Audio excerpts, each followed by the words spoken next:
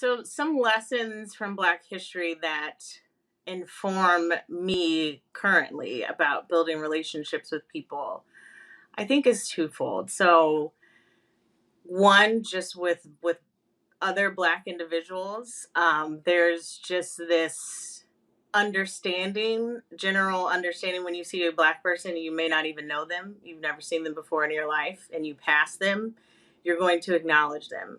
And it's that sort of just cultural identity that you have with being Black, and knowing the historical importance of that and what our ancestors, parents, grandparents have gone through in this country. And so resonates to today where, like, you may be in a Whole Foods, or you may be in court, for example, professionally or personally. If you see another Black person in whatever environment it is, you're going to acknowledge them and just understand each other immediately off the bat without even knowing that person, because there's just so few of us a lot of the times, or we came from similar backgrounds where historically there's been a struggle to get to where we are.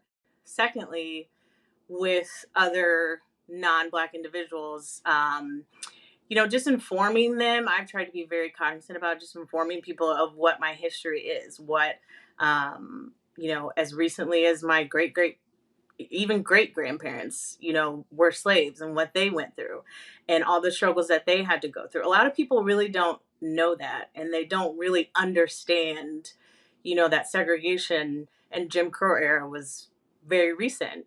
Some would say. So having that's something that I take very personally, and that I know, and that is part of my history. But being able to share that history as well, and have people who may not be the same race as me understand, where I'm coming from, and what I've sort of had to deal with in my history, sort of informs how I approach relationships with other people